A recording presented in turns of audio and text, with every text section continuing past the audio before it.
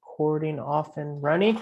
Alrighty, well, thank you all for being here for another session of our virtual entrepreneurship toolkit series. Today is our third session of 5. For those of you that are joining us for the first time, my name is Cameron Law, and I'm the Executive Director of the Carlson Center for Innovation and Entrepreneurship. And then I'm joined by the leader of this program, our entrepreneur in residence, Dr. Brian Gladden. And just for some introduction's sake, the Carlson Center serves as a regional hub and platform for providing approachable and accessible entrepreneurial education, community, and support to enable startup founders of all backgrounds to explore and launch their businesses.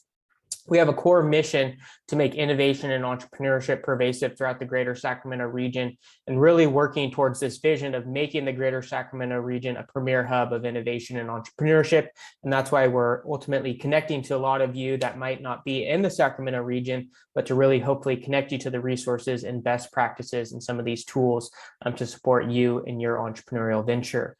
Tonight is part of one of our build programs. So we serve entrepreneurs along what we call the entrepreneurial journey continuum. And our build programs are really about giving you the mindsets, tools, and frameworks for taking your idea, turning it into a business model, and hopefully going about and building a successful venture. Tonight, we'll be focusing on go-to-market strategies, ideation, traction, experiments, metrics, and assumptions. So we got a full evening for you here today. And before I pass it over to Brian, just a little bit of housekeeping. As usual, we'd love for you to have your video on if possible. If not, we totally understand. And then we would love for you to remain on mute during the presentation portions of the session. But when we go into breakout rooms and when we open it up for Q&A, you're more than welcome to unmute yourself and ask your questions, and certainly engage in the breakout exercises. We will have the chat open, so feel free to throw your questions in there, or if you have any comments or insights as we're going through, feel free to throw it in there. And we'd love for you to just kind of share where you're coming from, where in the world you might be today, and what you're excited to learn about tonight. So feel free to throw that into the chat and introduce yourself to one another. And without further ado, I'll pass it on over to Brian, who'll get us going here on the session. So thank you all for being here. Cool. Thank you, Cameron. Welcome, everyone. Glad to have you back. Let me share my screen.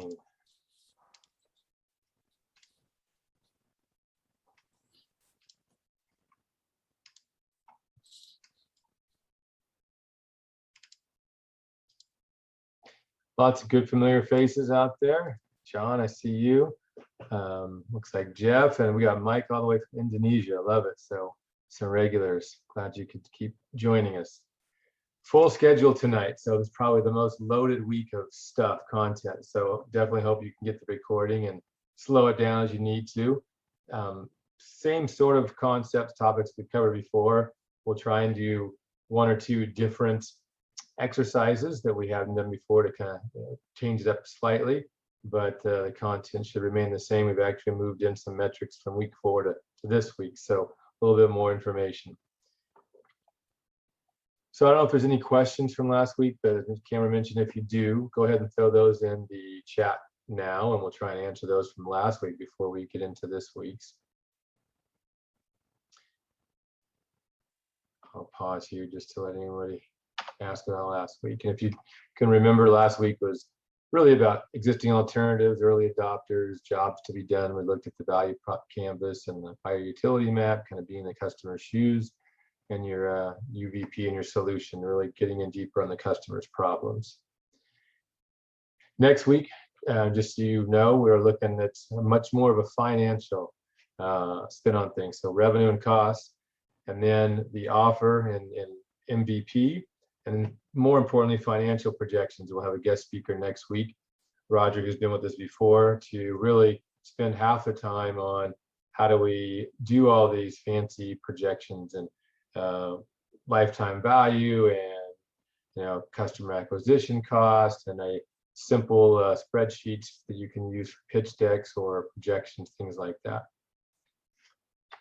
All right, so if you're with us week 1, you remember that the business model canvas is really the foundation, the starting point where the lean canvas was created from, that Alex Osterwalder created that, and then Ash Murray created the lean canvas from this. There are a couple of key aspects, though, of the business model canvas that are pretty important we're going to touch on today. And one of those is customer relationships. And the other one, this stays the same as channels. But as you see here, problem in the lean canvas was partners in the business model canvas. These are still two really important things, relationships and partners, to talk about when you're creating your pitch deck and really understanding how you're going to get to market. And we're going to touch on those all at a high level today, as well as metrics and channels. So when you're doing your go-to-market plan, writing your business plan, creating your pitch deck, getting everybody involved in how you're going to roll everything out and make money, there's usually a few things that go into your go-to-market plan, whether you wrote a 100-page Word doc or a 20-slide PowerPoint. And it's usually things like early adopters that we touched on last week, who are those initial customers you're going to get to and how and who. And then partners, right? Who are the partners that are going to help you get to market? Channels, which channels are you going to go direct, indirect, distributors, OEMs? We're going to touch on each of these. And relationships, which is really how do I get and keep customers, right? So your stakeholders, investors, employees are going to want to know, what's my go-to-market strategy? And that's what really makes up most of your go-to-market strategy. You can have a few other things in there, specific marketing tactics, events, things like that, but it's really more at a high level.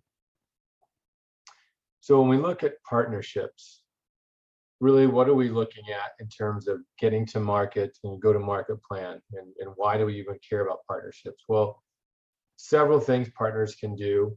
They can help you find supplies that you need, raw materials.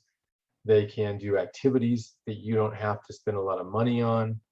They can do things like providing resources in the form of people, as well as machines and tools and processes. You can create strategic alliances so that you can lock out competitors. Gives you more buying power as well too, right? So if you are partnered with someone as big as Pepsi or an Intel, you're going to have a lot of buying power. So these are all really good reasons to look for partnerships for a startup, an entrepreneur, so that you don't have to create everything. If you're trying to create a physical product, then it's pretty difficult for you to stand up a manufacturing plant, injection molding, make all these things yourself, when you could do that through partnerships at some level. So we've touched on a lot of these already. So reasons to partner, that at a high level, think of shared economics. If you have a partner who already has logistics in place, relationships, contracts, they have a lot of things that you don't have to put in place, right? They're going to leverage those for you because there's a vested interest for them, right? They're going to make money on what you're doing together. So those shared economics, you walk right into. Economies of scale, very similar. So if you have a partner who is making something, as an easy example, manufacturing, it's going to take a lot to get things going. Buy the plant, buy the machinery, tool it up, train people, buy the raw materials. And as you know, in just about everything in life, the more you buy something, usually the cheaper it gets. So economies of scale for you as an entrepreneur is pretty big. If you could go to a partner and say, I need this built, and they can do it for $1, let's say, but it's going to cost you $10 to do it yourself, because you don't buy millions of dollars of the raw materials. You don't have all the plant and people already up and running, where your costs are very low.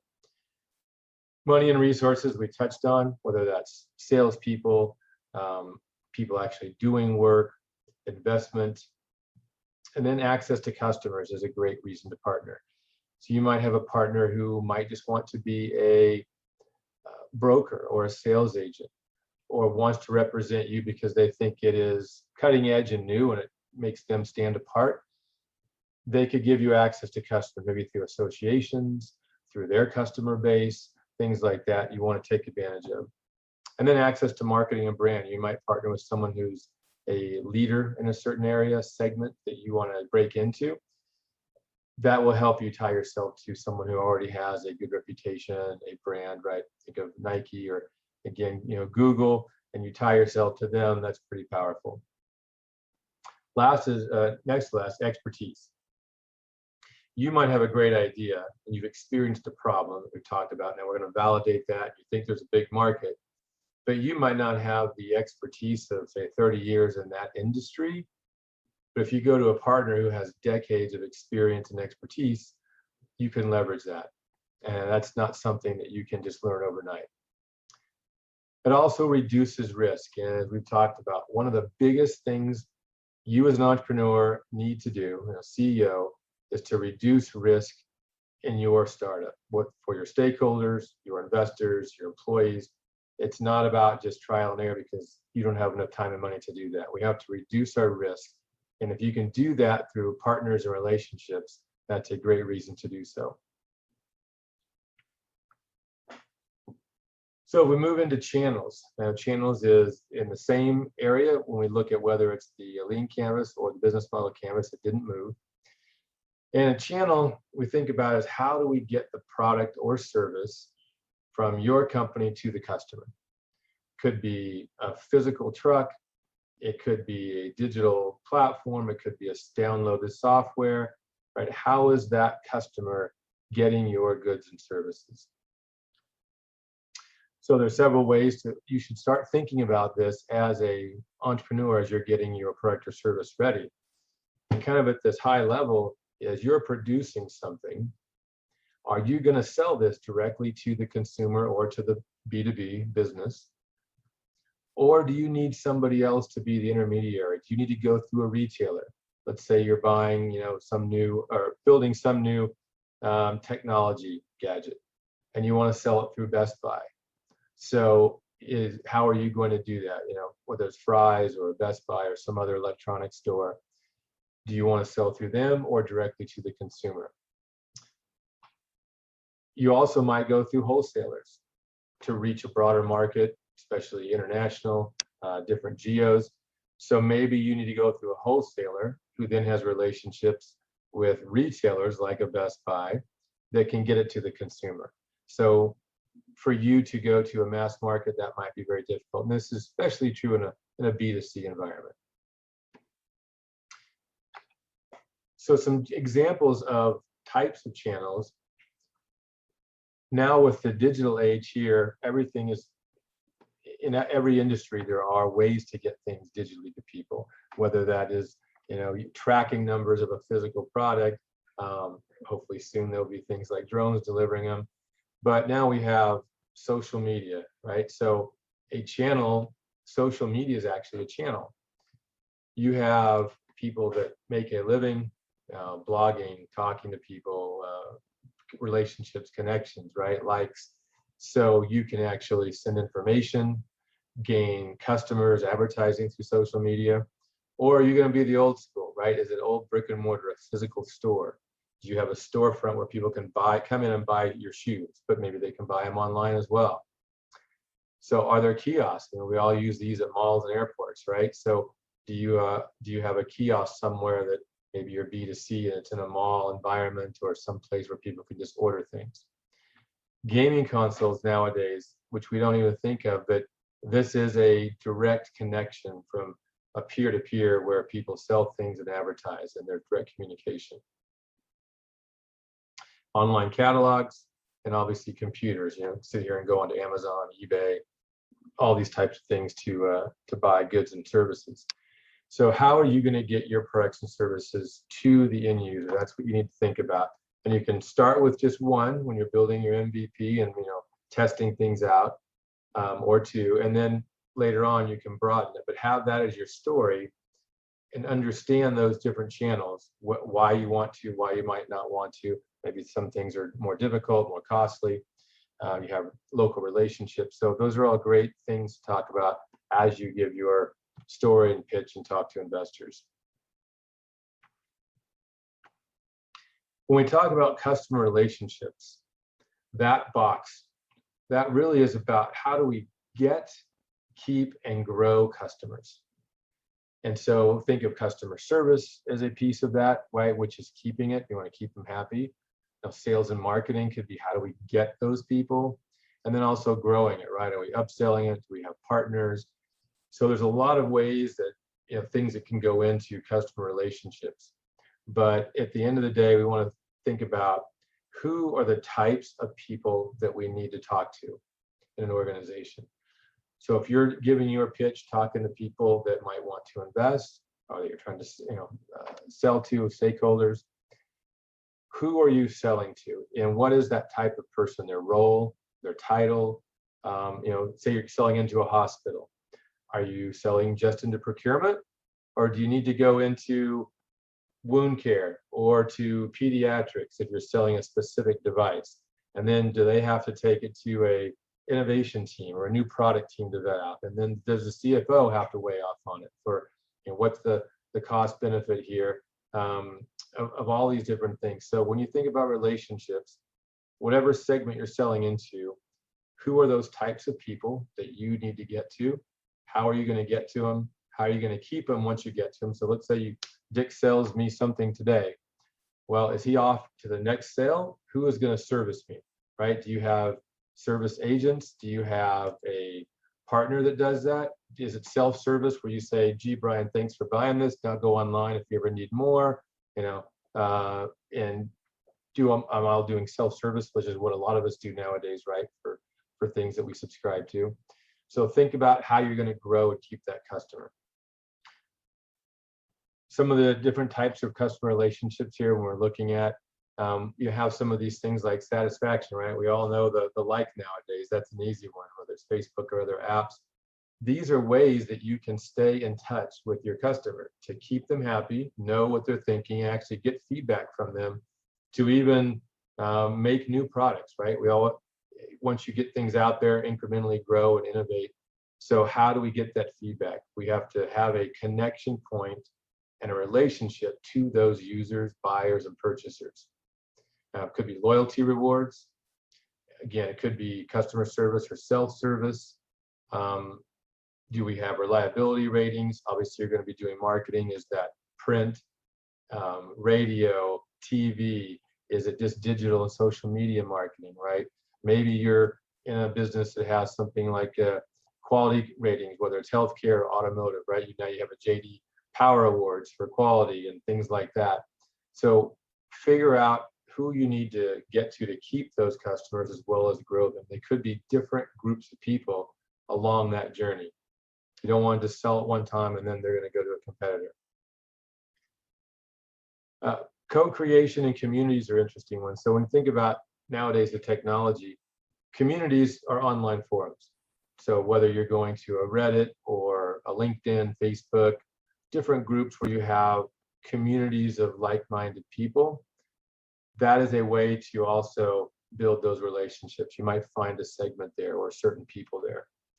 And then you have chatbots for automated services, as well as co-creation. You think of YouTube or Amazon reviews. So when we go onto Amazon and we all buy stuff and then we write reviews, we're actually co-creating. We're doing the marketing for that company. We're saying how great it was and all these different things. We're doing a lot of that work for them. So think about that, as well as giving feedback on product and new features you'd like to see. So that's where a lot of that co-creation and communities come from. Here's just a quick example of what an Airbnb lean/business model canvas could have looked like back in 2008. And we'll just focus on the areas we're talking about today. So if we look at the channel, what were they focused on in channels? Well, they were focused on referrals, right? Because they started in San Francisco in just a one-bedroom apartment. Let's rent out some floor and couch space. Let's tell our friends. So it was word of mouth referrals. Recommendations was number 2 from people who used it. And then advertising, which was obviously coming later, both online and offline. Let me get my annotation tool. So then customer relationships, what were they looking at? How do we get, keep, and grow those customers? Well, they were looking at doing tailored emails to their early adopters who actually came and rented space from them to say, hey, thank you. Hope you enjoyed it. I have another friend who has a place, maybe it's in San Jose or San Francisco or Berkeley. Would you like to know more about it, rent there, or can you come back? And then build that community, right? That's how they were going to do it, an online kind of forum of community users, sharing their experiences, more and more people with actually places to stay, and that's how it built up. We'll get into key metrics, but what they were looking at here is the number of views to actually bookings per host. So if we have 10 of us looking on there per host, great. Or the number of hosts that actually applied. So we want hosts would be somebody with a place to rent out. We have to have inventory before we can actually rent anything. Daily users and monthly users, how many people renting. So these are all some of the things we're going to talk about here in this next section about metrics.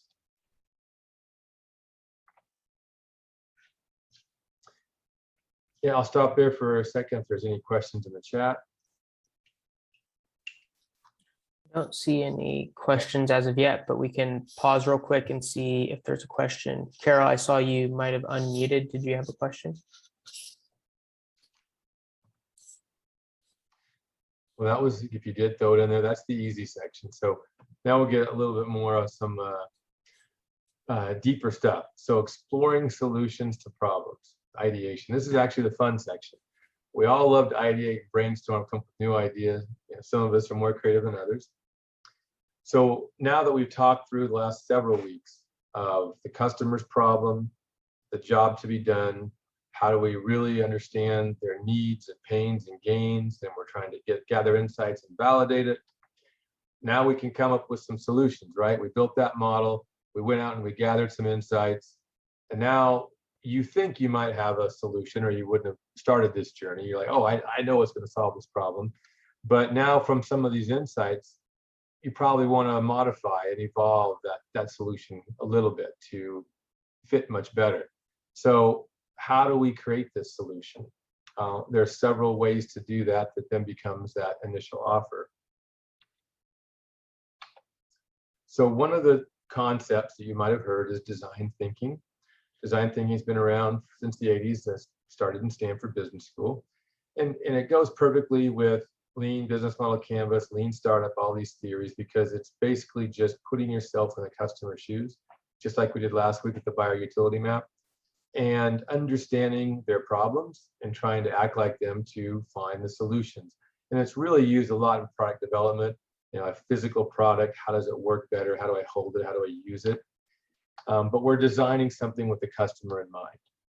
It's also about exploring ideas. And so brainstorming, ideating is part of the design thinking framework here. So right down here on exploring ideas and ideating is what we're going to talk about in this section. And the reason it's so important for you financial folks out there, and show me the money, is because it is all about increasing the user experience and giving the user what they want. And those firms in the bottom right here, you see the design value index from the Design Management Institute. They did a study for 15 years, just 5 years ago, and found that of all the S&P 500 companies, those people that were design thinking centered firms, they had a 211% higher return on their investment than everybody else in the S&P 500, with no other variables, just that one variable. And the who's who was here, and it's no surprise, right? Disney, Target, Starbucks, Nike, SAP, IBM, Ford, Coke, Apple. And when you think about those companies, most of us have a very good experience, right? It's a very customer-centered who's who. Those are the only companies that say they're design thinking companies, and they're all the ones who had 211% higher than everybody else. So if we put ourselves in the customer's shoes and design to them instead of what we think they want, you're going to make a lot more money. So in that ideation stage, that's where brainstorming really comes in. And this little section, just want to talk about how could you go out and do brainstorming correctly? I think most of us have probably done it wrong for many, many years. Hopefully some of you have done it correctly. But when you're sitting around with your other founders or mentors, advisory council, telling them what you found and trying to ideate on a new solution or a better way forward, we want to show you the right way to do brainstorming.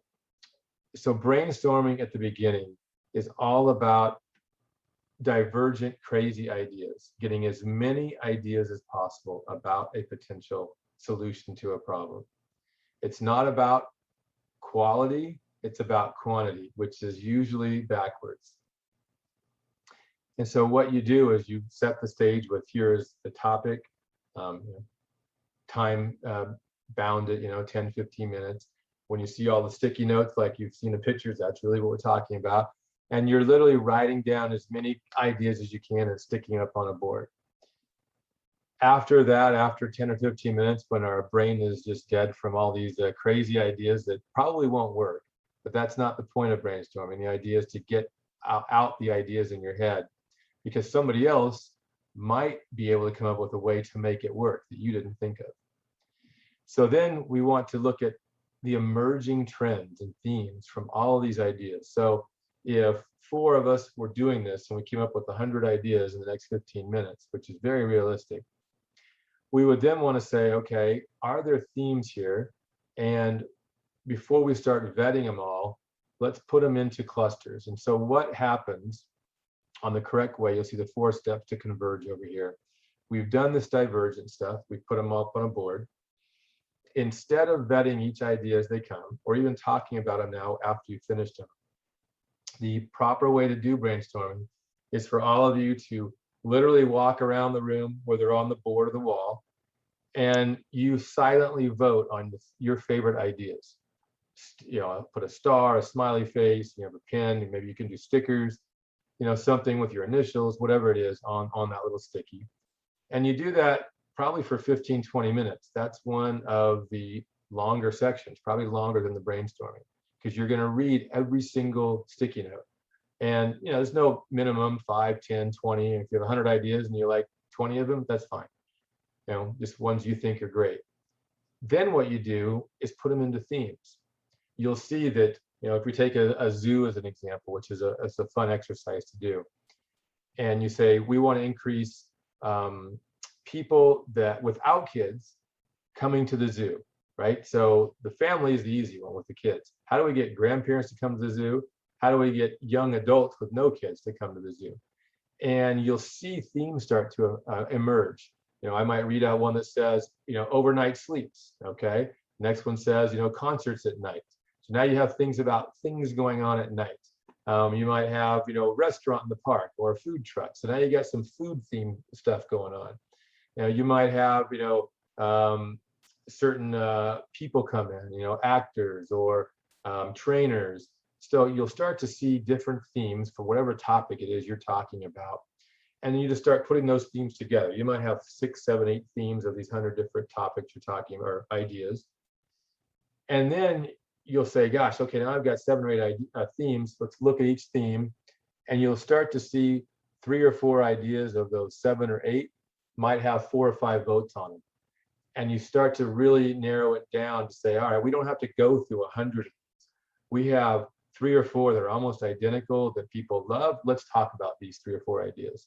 So you're quickly vetting things out, which lets the passive people have a voice, because usually in brainstorming meetings, someone throws an idea out, then we all start to vet it. And it's usually the alpha type person who kind of overrides things, or the person of authority position that says, oh, I don't like that idea, it's not going to work. And that's not the idea of brainstorming, to vet it out. So we let people also vote as well as get their ideas out there. Then you start to discuss those ones that have emerged in the themes and decide, of these themes, which 5, 6 ideas we want to move forward out of the 100 you just came up with. So hopefully that helps you. Here's the 7 rules of brainstorming. Defer judgment, so no vetting first. Encourage crazy, wild ideas. Build on ideas of others. Stay focused and time bound, though, so don't let it just drag on forever. One conversation at a time when you're talking about one topic. And if you're a sketchy person, great, draw, try and visualize something, draw a picture. And it's all about quantity, because again, someone else might have an engineering mind that can say, oh, I know how we can do that, versus you just have this crazy idea, but said, oh, we could never build it, or it could never work. All right, any questions on brainstorming? Cool. This next little section on how we can ideate in a different way is pretty fun, and we're going to do an exercise on this. So one of the ways to create ideas around solutions is to reimagine the future and kind of reimagine the art of the possible and looking at things from a completely 180-degree view. So in your industries, what are the long-held beliefs about how you create value? We all have those, right? And you probably are an expert in something, which is why you're trying to create a new business in some area. What underpins the most important core beliefs about what customers want or ways of operating? So think of legacy industries, construction, you got retail, healthcare, utilities, all these been around forever and ever and ever. Not a lot's changed. How can we be disruptive and create new ideas in a different way to get to market while we're really trying to upset the apple cart or create new market space, right? Blue oceans, all these areas. And a way to do that is called a reverse assumptions exercise. And what you do is we first list all of our common ways that we do business now in this industry. Our assumptions of the problem. We do this, we deliver like this way, whatever it might be. And then next to that, we write the reverse. We sell this, we don't sell that. We sell something else, or we just service it. We deliver it this way, we don't deliver it, whatever that might be, right? So what it could be experiences, way you sell something, who you sell it to, all of these different things, and you write the opposite. Then in the third column, how could that actually work? What are ways that those reverse assumptions you just wrote in column 2 could actually become possible? Many of those, you'll probably say, never going to work. And actually what happens a lot is you come back in a year or two and go, you know what? Timing's right, that actually could work now, whether it's technology, trends, doesn't matter, right? Market shifted. But usually you'll find a golden nugget in each of these 5 or 6 ideas that you might list. That you're like, that could actually work. Let's look into that. And it's a really simple way to come from a different angle of the problem that no one in your industry is looking at. And we call it either blue ocean space. Most entrepreneurs are trying to create new market space and be different, take yourself apart. So let's look at 2 examples and we'll do an exercise. Libraries, pretty simple, right? Libraries are quiet places. Libraries are not quiet, they're noisy. So how could that work? What would it look like? Well, a library where people read aloud for smaller audiences and exchange ideas in semi-private forums. That could be pretty cool. Libraries lend books. Libraries don't lend books. A library that borrows books from the customers to create temporary collections. The customers receive coupons to borrow other books. Libraries have catalogs.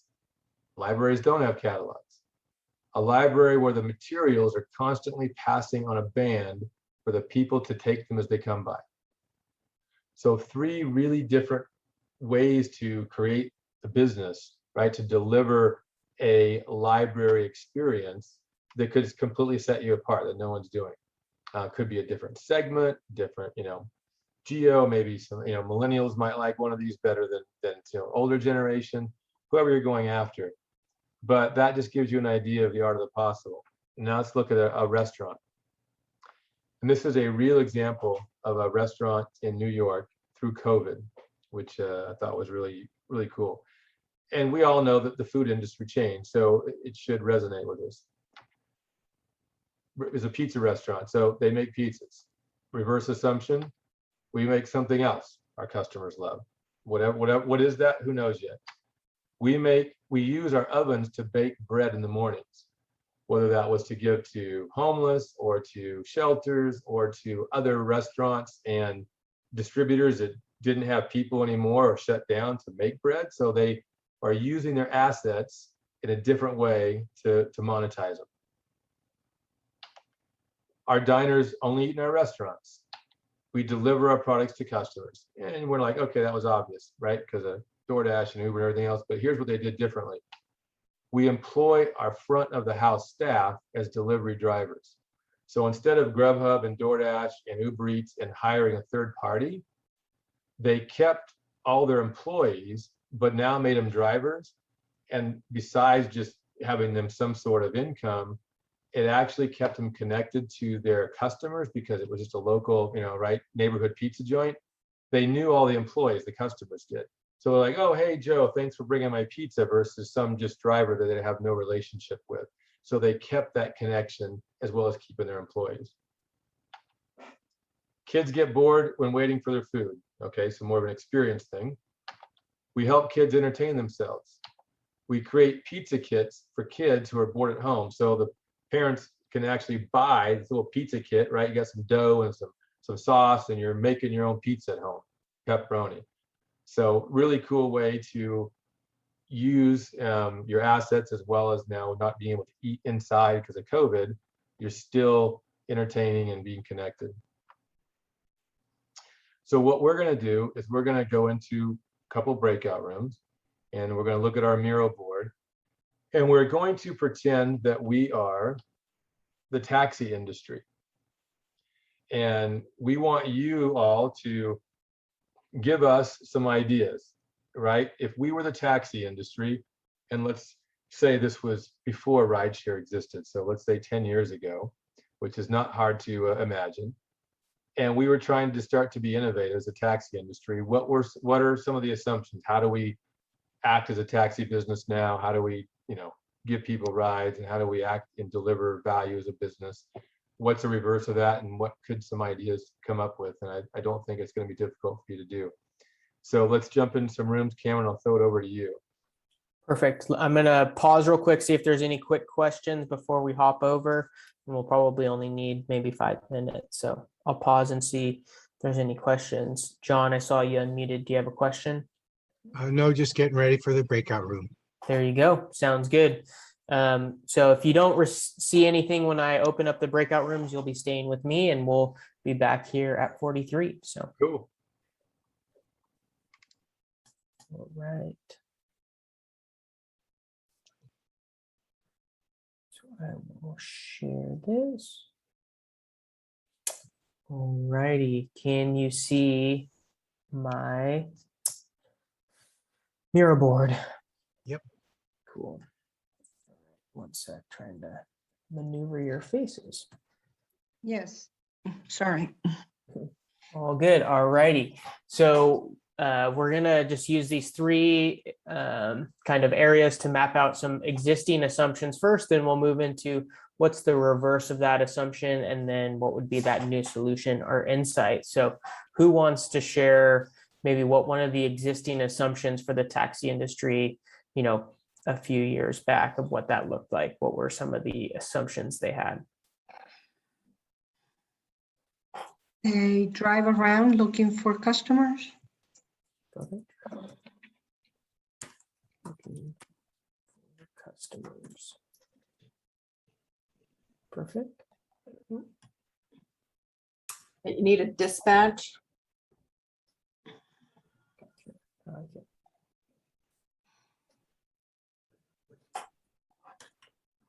Dispatch.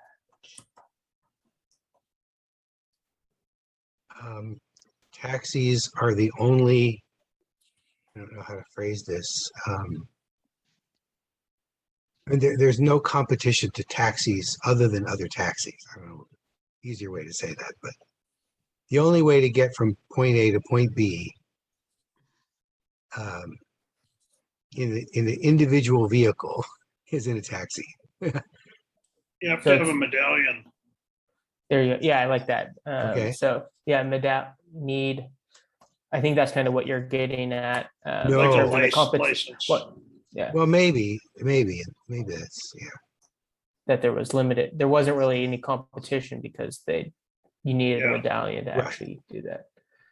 All right. So looking good. Does anyone have any others that they want to share? We can certainly do some more if people have ideas or thoughts that they feel they want to throw in there. I'd say that pricing is set, and obviously by location, but Okay. It's set, and then we'll go like location, and is it like distance or whatever? Maybe we'll go like that. yeah, it used to be just by distance, and Perfect. maybe by time. I like it. All right, so now let's do the opposite of this. So what's the reverse assumption of driving around looking for customers? Customers look for the drivers. Customers look for drivers. All right. I like it. Any other way to phrase that we want to throw out there? Customers look for drivers. We good with that? Or taxis are located at specific locations. Okay, so taxis wait at specific locations. Yes, I guess that's what I meant. Mhm. All right. And then what about the needing dispatch?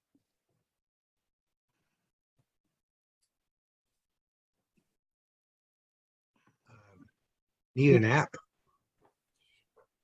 Okay, so that's I feel like that's a solution insight. Oh, okay. So what would be, when we're thinking of needing a dispatch, right? Is that like someone telling someone where to go? Is that kind of what we're looking at Yeah, there? they can go direct to the consumer.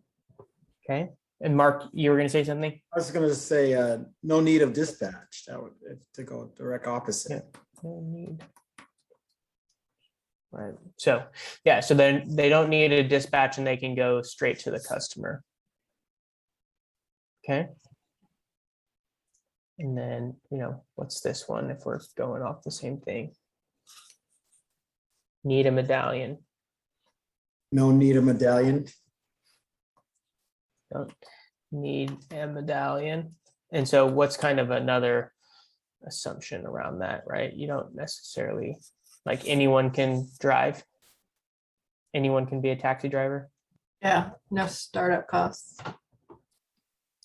Right, that's the difference because the medallion costs money. So that's a very good point. That there's no startup cost. You just start your car. Okay. And then down here, so we got one last one. So pricing is set. So pricing is variable. No? Yeah, that sounds good. Or you could put location, distance, and time, not based on pricing. Hmm. Based on.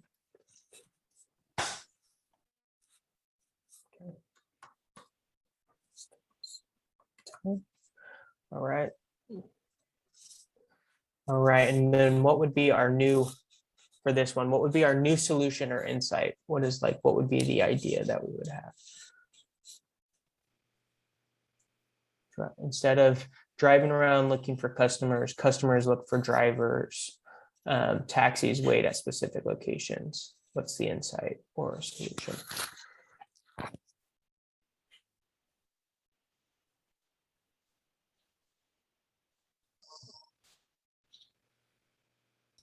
Flexible. Okay. Flexibility. And what's the flexibility in? Both the driver and the rider. Driver and rider. Okay, I like it. All right, what about not needing a dispatch?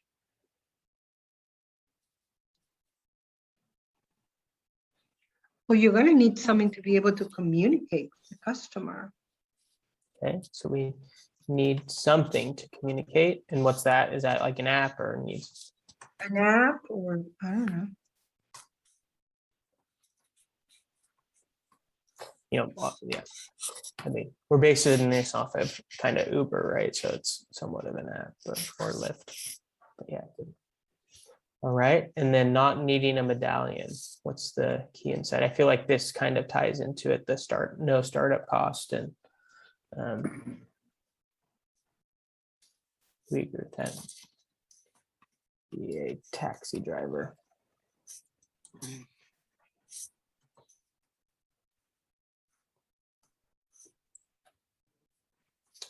All right. And then regarding pricing, what's that new solution or insight?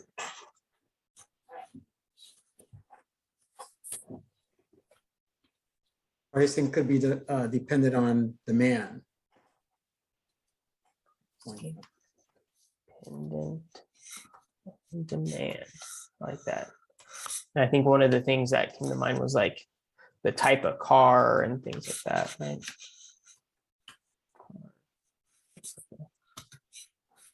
Nice. All right. How do we feel about this as a way to relook at our industries and think about new ways to create value? I'm going to close the room for them as they head back.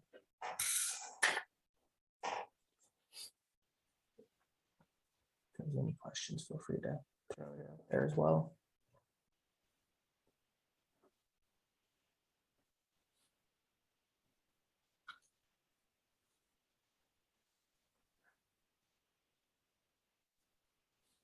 I will stop my share. Mildred, did you have a question?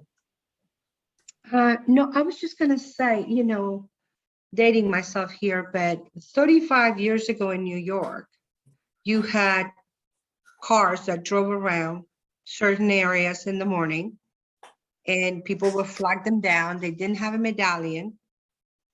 They were, the drivers were primarily either Puerto Ricans or people from the Dominican Republic. And they kind of drove around residential neighborhoods like the Upper West Side or the Upper East Side. And they would know like the times that people were coming out and taxis were going to be scarce, right? And people would just they were called car services, but they did not belong to like a company. It was just a guy with his car driving around making a buck, right? So the precursor to Uber perhaps, or to Lyft, that maybe didn't have the technology to create the app, to communicate with other drivers like himself, because he was not just one guy. There were many, many of them all over the place. And that you always found them at rush hour, right? Like either early in the morning when everybody was going to work, or late in the, in the evening when people were coming out of the offices. But this existed 35 years ago. It was the runaround, the medallions in New York City. There you go. Well, the first Uber, then I guess. So awesome. Thanks for sharing that. It's funny enough, if you came out of the same time out of your apartment building, you would probably ride the same guy, if you were taking a car service like that, probably not unusually, maybe 2-3 times a month. He would come by and say, "Hey, I picked you up last week. You want to ride again?" So it was a funny thing. And now we think about it like it's a whole new thing, right? Very cool. Sound like you guys had a good dialogue in your room. Yeah. So I am curious what folks who have not experienced that exercise before thought of it.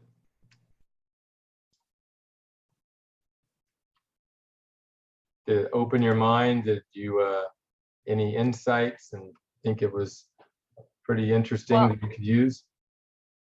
Yeah, definitely was a insightful exercise, because it's something, a method that I would myself never would have think of, just that 3-step process, and then of analyzing an industry and then finding a new solution.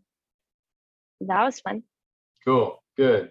Yeah, it's definitely a way to shake things up and create some new ideas to look into. So we've ideated, we've talked about the problem. How do we do experiments, get some traction, and what metrics do we use to look at? This to me is the hardest part of all this stuff, besides going out and actually interviewing customers. So focusing on the wrong things at the wrong time. We all want to get here in the curve, right? The big hockey stick and product market fit. The problem is we can't get there quickly. We first have to go through this slow journey of a startup, and we have to go through, MVP and problem solution fit, the offer and validating things here before we can get there. And we'll talk about this in a few slides, but in reality, product market fit takes 2 years to get to on average. It's not something in the first 6 months or a year. Product market fit is 2 years. So we want to look at this usually as a 3-year journey, whether you're going to sell off, IPO, get more investment, you've gotten to your goal and you've scaled up.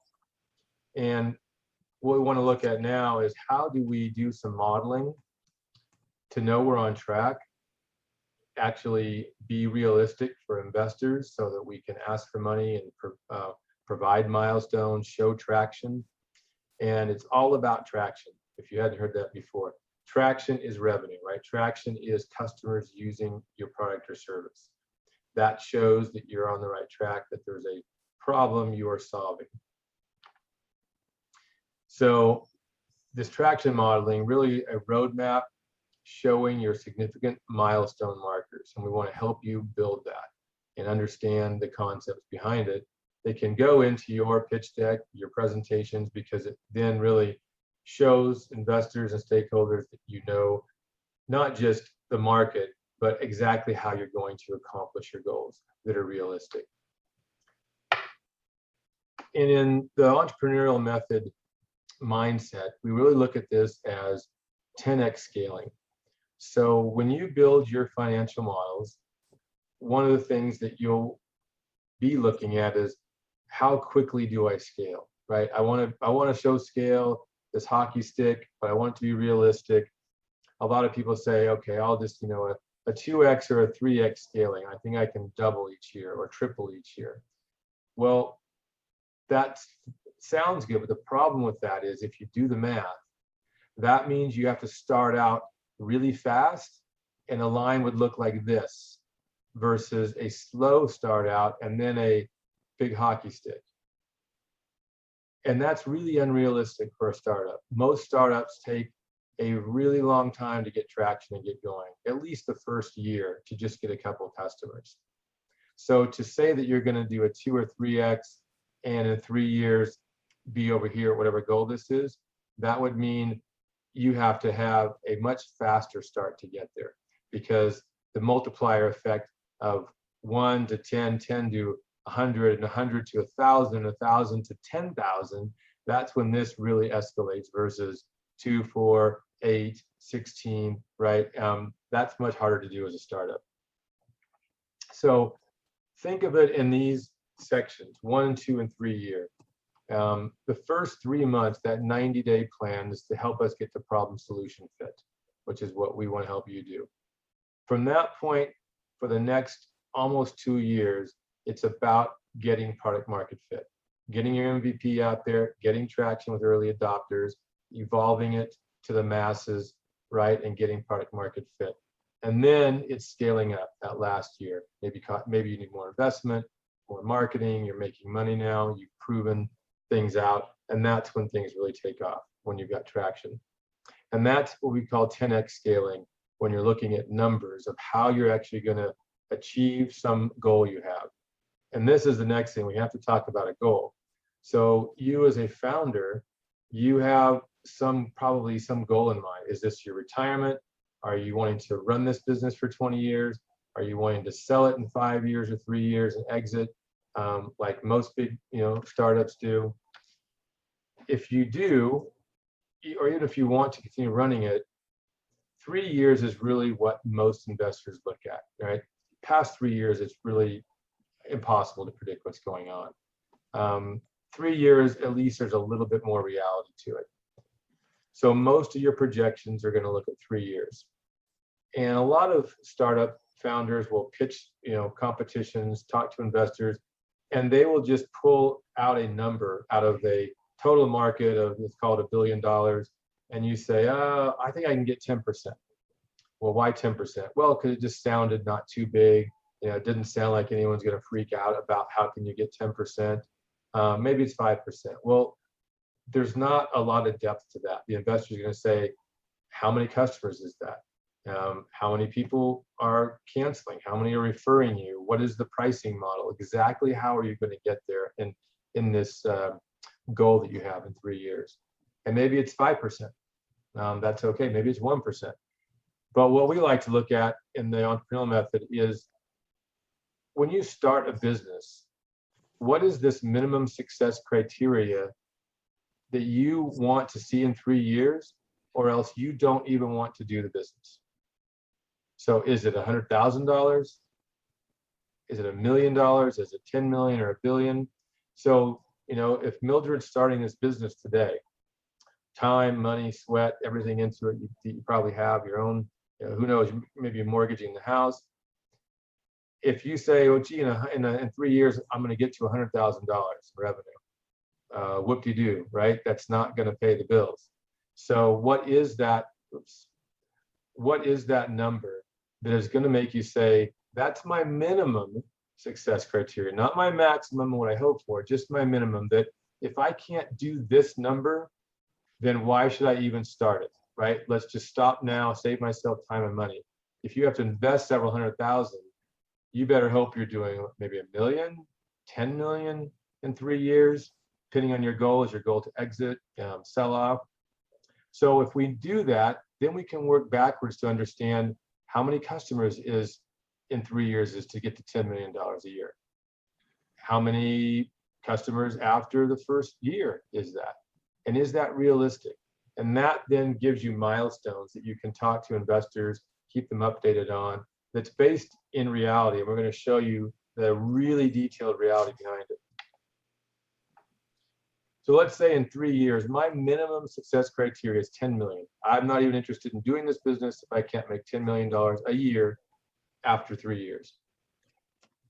Well, if I work back with my pricing model here, let's just say that this is 1,111 customers at the end of 3 years I have to have in my pricing model to get $10 million in a year at that run rate. Well, that means after year 2, I only need 111 customers with a factor of 10, right? We're doing 10x growth. Well, after 1 year, I only need 11 customers. After 3 months, I only need 1 customer. I just need to show traction that I'm on the right track. And after this next year, I don't have to go, you know, month over month doubling. I just need to get 11 customers by the end of year 1. That keeps me on track. It shows that I actually am doing what I say I can do, that I have a goal. And what we're going to see in the next slide is, how did I even get to these numbers? What's the reality behind the pricing, the subscription, monetization, cancellation, you know, my hit rate on new acquisitions, all these things. And to me, this is one of the most impressive tools that I've seen for any accelerator incubator anywhere, and it's part of Lean Stack, creators of Lean Canvas. And we're going to take you to the website and look at the tool. But it's called the Customer Factory Blueprint. And what we really look at here is, you know, I have my minimum criteria, let's call it 10 million. And here's this factory, right? We're making customers. At the end of it, the output's a sale. So I have to acquire them. And what is that rate? I have to activate them. They actually have to, you know, do something. I have to retain them. They have to pay me money, and then hopefully they refer people, right? Some are going to cancel. So, you know, I can figure out my growth rate. So if we look at this metrics, this factory, and put some numbers to it to get you to your goal in 3 years, this is what it could look like. So in this scenario of this made-up business, I'm saying I want to get to $10 million a year in year 3 at a 10x growth rate. What I'm selling for $29 a month. It's a subscription, you know, of whatever it is. To get to $29 a month, to get to 10 million after 3 years, I need 28,736 customers at the end of year 3. So is that doable? Well, if I work backwards, what I'm looking at is, let's be realistic. If I have 510,000 customers, potential customers, prospects, visit my website, and I'm only going to get 10% of those people to be interested. That's realistic versus some people might say, oh, well, I'm going to get half those people. No, you're not. That's really, really unrealistic. 10%. So now of that 10%, I'm basically saying that 10% of those are actually going to buy that were prospects. 10% of those are only going to be the ones to refer me. So 1 out of 10. And I'm going to keep these people, these customers, at $29 a month for 3 years. And that might be pretty aggressive. We might have to move that down to 1 year. You know, what is the industry average? When you do these conservative numbers, 10, 10, 10, at your real monetization schedule, that means that you have to have 23,719 new customers. You're going to get, plus what you just brought in, you're going to get referred to 568. We're saying industry average here is 659 are going to cancel. So you end up with 28,736 real customers. What this does is it puts real numbers and uses industry averages research. So instead of just saying, I'm going to get 10%, well, what does that really mean? What's behind that number? What's the industry average for cancellations? What's the industry average in your industry for how long someone stays with you? Maybe it's less than a year. Maybe it's 5 years. What's the referral rate? Are you good at digital marketing and social media? Are you going to get more than 10% referral rate? Are you really good at sales? Are you really going to get more than 10% people who are prospects to buy your stuff? But we also can use these as levers. Every single one of these 5 things, as well as the growth rate and the success criteria, we can change. So we can change $29 a month. You're like, ooh, that's a lot of customers. What if we go to $49 a month? And what if we actually go to 20% referral rate? And we look at these numbers change and you say, oh, that's much more realistic. Those are the numbers I got to get to. When we put this into a financial projection graph, it looks just like this, which is something you can actually use with investor stakeholders. This is the exact detail that we just looked at before. And when we go online, you'll see that when I scroll over any one of these, it shows how many real customers, how many cancellations, how many new customers. And you can work backwards and say, you know what? We just need 52 customers by the end of my 3 months. That's all. And then by the end of year 1, I'm going to have 288 customers. Okay. 2874 scaling by 10 in year 2 times 10 again, 28,000 customers in year 3 with the 10x scaling. And that's really where the hockey stick comes up. Before then, you're really struggling with getting traction. You're evolving it from MVP to your product, and you're being real. Some people are going to leave, and we got to know what those percentages are. So I'm going to stop sharing here and actually take you to LeanStack, show you those tools in progress so that you can understand how you could use formulas you could do with an Excel sheet and be much more realistic in your projections. I have a quick question. How do you find the industry averages for these numbers? Yeah, you're going to have to do a lot of legwork. That's a lot of hard work, going to libraries, searching online. You know, the easy way is to hire consultants and market research firms, but you know, that's a lot of the legwork, looking at just tons and tons of articles and data to figure out what does that do if you don't want to hire a industry consultant to tell you.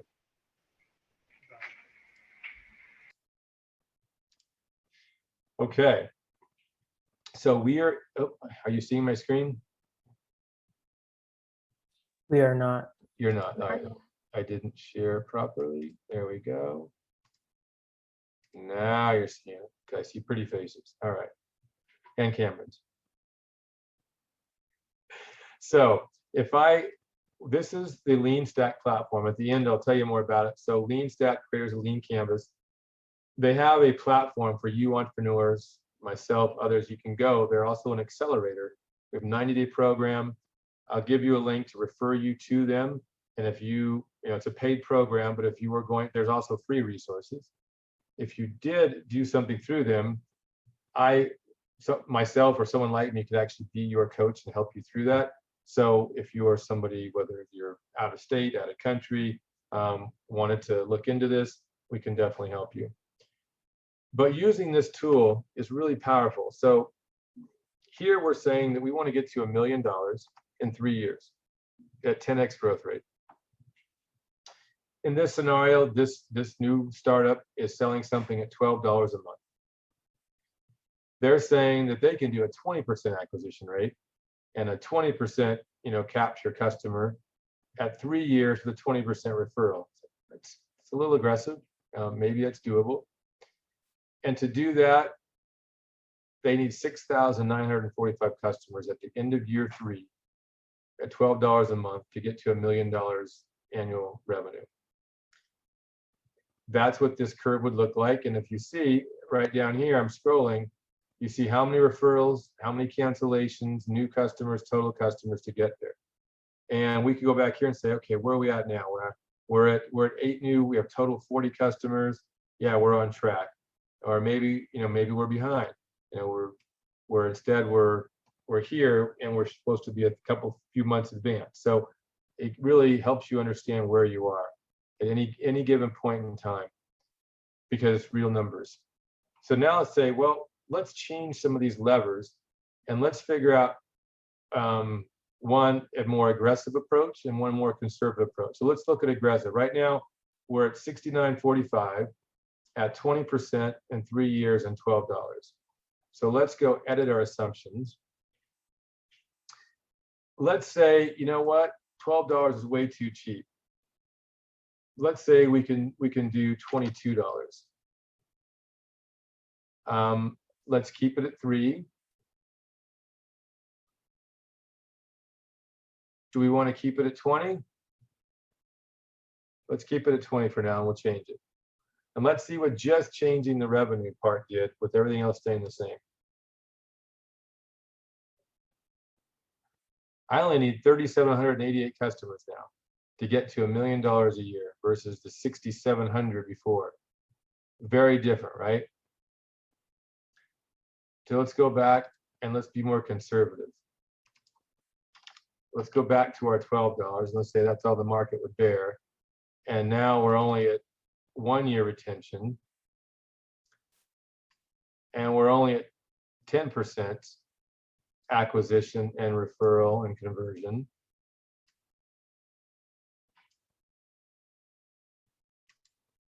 How many more customers do we need? Wow, we need 6,945. Okay. So from 6,300, I think it was, to 6,900, it's not too bad. And now we're being much more realistic about our percentages, our retention rates. We still have the same $12 here.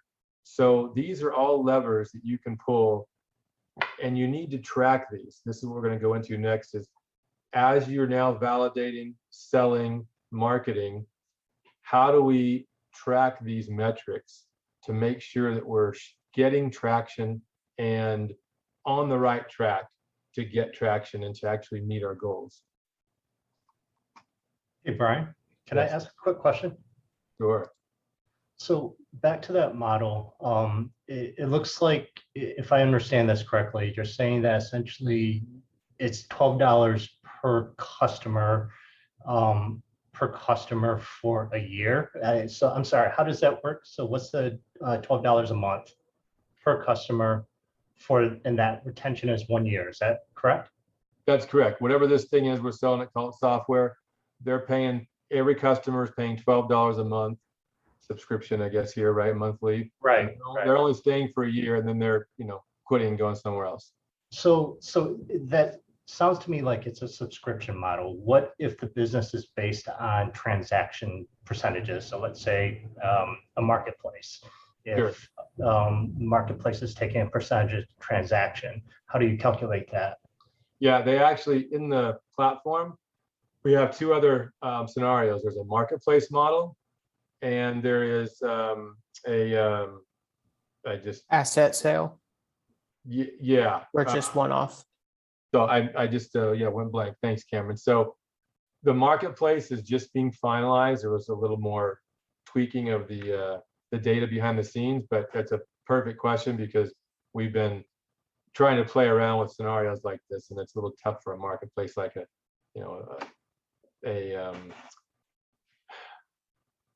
Amazon, or maybe you're an Airbnb, or Uber or something like that, Facebook. So those scenarios you can definitely plug in. You could also just go in and do a few scenarios here, but that would be a little more difficult. Okay, thank you. Yeah, no, that's a great question. If I have time at the end, I'll try and see if the marketplace is up and ready yet. Any other questions or things you want to see as like an example?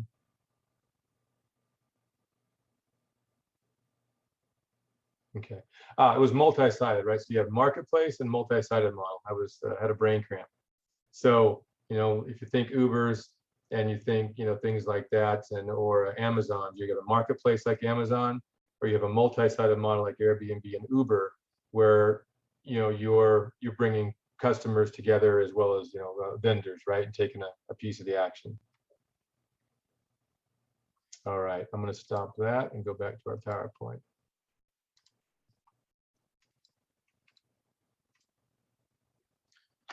Okay, so these metrics you just looked at, there's actually a name for them in the industry. They're called pirate metrics.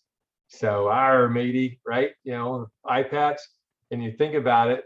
So acquisition A, activation A, retention, revenue, referral. So the acronym is R, and this has been around for probably 20 years. So the whole pirate metrics way of thinking about it, and it's funny, it's silly, but it sticks, is real, and that's definitely what lean stack methodology uses too. And you think about it in high level terms, how do you find prospects? Do users have a first good experience, right? They get on your app as an example, but maybe it sucked and they never came back. So just because they went there once doesn't mean you're retaining them. Now, did they actually give you money, right? I might have downloaded your app and created a user profile, but I never bought it, never gave you any money. And did they tell others, right? So we want to get them through the funnel. And these metrics are traction based, right? It's about revenue and the customer. It's not internal metrics, efficiencies and those things. This is customer. How do I get them through the funnel and make sure we're getting money out of them? So if we look at it again, just now that we have the pirate metrics here, right? Acquisition, activation, revenue, retention, referral. Okay. Here I'll talk through an example of, if you were going to verbalize it to somebody. So Acme company gets 1,000 visitors a month. So that's acquisition potentially, right? Those are prospects. Sometimes we think of acquisition as we've acquired them. Think of it as just acquiring prospects, acquiring the right to talk to them. Now we've activated them, we've converted them to a potential user, and we're saying that 70%. So now we're getting about 700 users a month. Doesn't mean they've given us money yet. They're just using whatever this thing is, right? Created an account. Out of those 700 users, only 20% of them came back after their first visit. So that's our retention, right? Which is only 140. So out of those 140 users, only 10% gave us money, revenue. So we ended up with 14 paying customers out of 1,000 visitors a month. We need to know those metrics so that as we do social media, marketing campaigns, whatever it is, campaign, did those numbers go up? Did our customer segment targets, maybe it's millennials, maybe it's older, maybe it's, this state versus that state. Whatever it is, we need to be able to track these rates so that we know we're making traction. And at the end, we only got 10% referrals, right? So that gets us through our funnel. Here's a real example of what this could look like from Uber. If we look at our metrics, it's not about internal metrics, right? You can do those all day long, but the stakeholder investor doesn't care. They're about traction. Show me how you're getting customers. How many apps were installed, which is great. So now you say, okay, gee, we had 1,000 people download our app. Well, all right, big deal. How many of those downloaded apps actually created accounts, user profiles? How many of those people actually booked journeys? And then how much money was spent on those journeys that month? And then how many users did they refer? So you can see it's just straight down with the funnel, just like Pirate Metrics. It's not easy to do, and this takes a lot of experiments, right? Which is what we're going to talk about next. A lot of tracking, a lot of trial and error. So instead of just throwing it out there and saying, why is no one buying my stuff? We need to understand our traction metrics. So now you know your traction goals. How do we test this idea? How do we do experiments? So designing a lean experiment or a lean sprint. Same terms you might have heard, lean startup. Same methodology we'll talk through, lean experiments, lean sprints. What are these and how do we do them? So if you remember from week 1, week 2, we talked about the entrepreneurial method, which is really what we're doing. We've started with our lean canvas. We've built a business model, our hypothesis. Now we've prioritized what we thought is the riskiest, which is the problem, the customer. Now, how do we actually go out and test that, right, and refine it? And again, your job as an entrepreneur and innovator is to reduce risk and uncertainty. To do that, it's not a straight line. It's not like, here's the test for this. It's a lot of art. It's a lot of trial and error. It's a spaghetti string. We're doing discovery of problems, and then we're validating those insights and our solutions. And we just keep doing that until we get more and more data, more and more information that reduces our risk, right? That we know we're on the right track.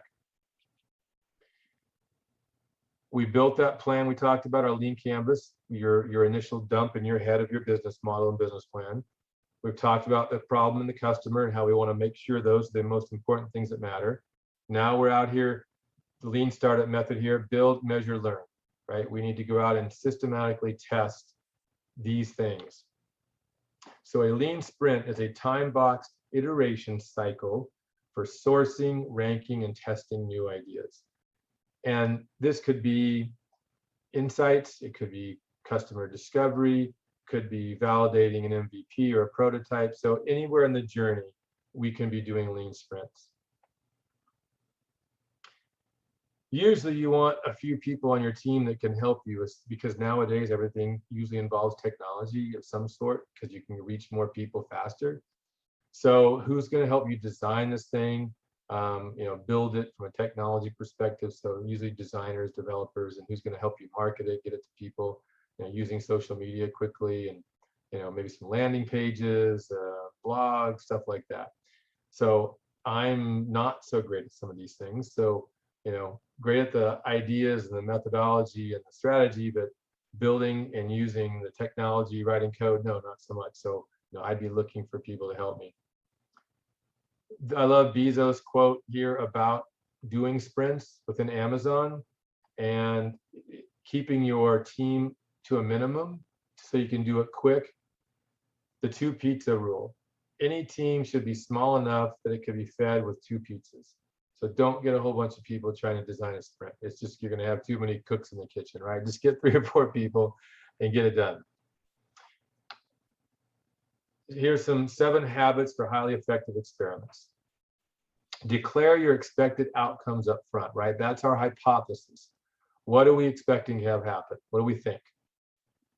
Then make declaring outcomes, together, right? A team sport. It's not just you, the alpha, person in the room on the team. We want to estimate. We don't want to be precise. 80% is good enough because it's an experiment, right? It's not a clinical trial. Measure actions rather than words, right? We don't want to just look at words that people send us. How did they use this thing? What did they do with it, right? You have to observe as much as you're just getting data back. And we want to turn these assumptions into falsifiable hypotheses, right? We know this is true if this happens. If it didn't happen, it's not true. Time box we talked about, and use a control group. So sometimes that's difficult. It's not easy to do in certain situations. B2B may be harder than B2C, right? To get a control group. You do the best you can. So a lean sprint, kind of a visual board, what could it look like from a start to finish? Well, you built your lean canvas. We put now our minimum success criteria. What do we think we need to get to? So to get to $1 million, I need 5,000 customers. Okay. We need to go out and try and do some. Now we're talking about traction. what are some tests we can do to improve our traction, see where we are. We need to build some experiments. We need to run them and measure them, and then we got to learn from them. We got to do it again. And a visual to understand the process. I have 2 slides to kind of visualize this. This one goes kind of in line with the brainstorming one that we saw before, divergent and convergent. It's about creating a baseline, identify some constraints, create some choices, validate and select a plan, a test you want to do, then go out and actually test it, right? Then analyze your results, and then go back and do it again. But maybe a better visual I like is this one, a little cleaner. So it's really the testing business ideas feedback loop. Same thing. We have an idea. Now we got to go out, we create this hypothesis and some, sort of prototype, which is on paper, we're really assessing, that's designing it, then we're testing it. What's my hypothesis? I did the experiment, I learned, I'm deciding, do I pivot, persevere, pause? Okay, now I got to do a new one, go out and do it again. So I'm doing this sprint cycle until I get enough data that I'm not learning anything new. If I'm validating something, great, but if you're still unsure, we got to do another test. And we want to keep doing experiments to improve our pirate metrics, to improve our traction, so that we're making progress in getting more customers and revenue and fine-tuning what this offer looks like. And the theory is that if it takes you 2 years to get to product market fit here, that you basically have 32 learning opportunities to find product market fit. And so how do we get there? Well, a sprint normally takes 2 weeks, right? We want to do them quick, right? 2-week lean sprint. But it takes you a week to digest the info and a couple, between a couple of days to digest it, a couple of days to create a new sprint. So let's call that a week. So now you basically have 3 weeks for a sprint. Now you've got for a quarter, right? You can actually do 4 of those. So in a year, you can actually do 16 of those tests. And that gets you to 2 years. Hopefully you have traction there. And then in year 3, you're able to do some more.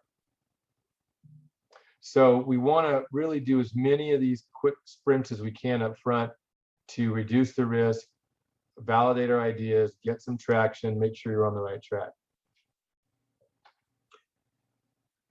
And we talked about this already, but these experiments can be discovery, just gathering insights, customer interviews, blogs, surveys, all those are experiments, or even more sophisticated ones, right? Landing pages, somebody using a prototype, ordering something that you're, physically delivering to them as a, instead of an automated service.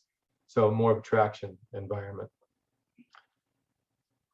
For each step of your journey, whether you're just doing insights or you're looking at activation versus, revenue referral, there are different types of tests you can run.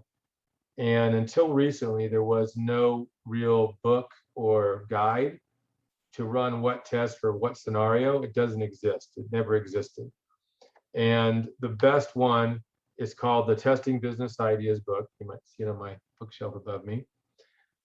It came out just 2 years ago now, year and a half, by Strategizer, the people who created the business model canvas, and David Bland, who actually now lives in the Sacramento region from the Bay Area. And what you'll see in here is a whole list of discovery to get insights, as well as validation to really make traction, experiments, and some are more costly than others. If you have to buy an ad or do something with a landing page, stand something up. Some are more time sensitive, take longer, and some give you stronger evidence. So the question is, how much money do you have? How much time do you have? And you can do these in whatever stage you're in. So I recommend this book as helping you figure those out. There's also links in there to potential vendors to actually go solicit to say, hey, Acme company, help me stand up a landing page, like $30, no big deal, or run a survey, or, MailChimp or something like that. So there's lots of great examples. the last section here is around test cards. So whether you use a formal test card like you're seeing here, our hypothesis card, and then what we learned from it, or just a Word document that you create, right, or an Excel sheet, whatever you want to do. The goal is to write down our hypothesis, we believe that, and then what's our test? To verify that, we're going to do what? What we're going to do with the test piece. What's our metric? What's our unit of measure? Time, money, percentages, whatever it might be. And then what's your criteria for threshold? We're right if what happens. Then you go out and run those tests, and you need to then learn from it. We believe that this, right, the same hypothesis, but what did we observe or get back? Maybe it didn't happen from the test. So from that, what did we learn? And therefore, what are our decisions going to be? Do we need to, pivot basically and change something? Do we pause? It's null and void. It doesn't work. Or did we say yes, it's validated, and we keep moving on?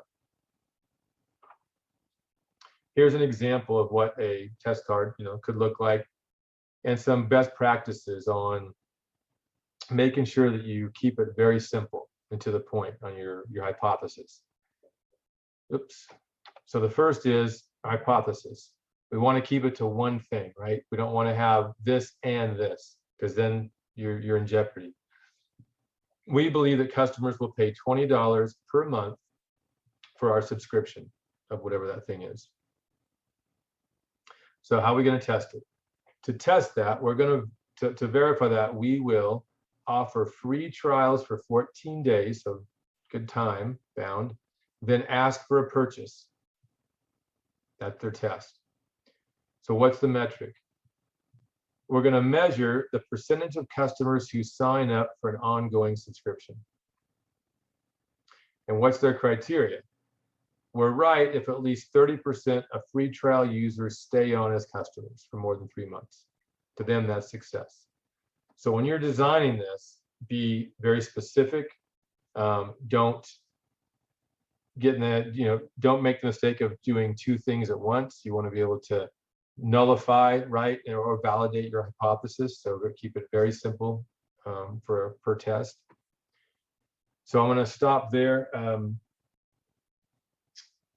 Cameron, I don't, if there's any questions, but we could either do a exercise, or we could just stop and do open questions for now. So it looks like we had a question come in from Mel. Do you want to ask it to Brian?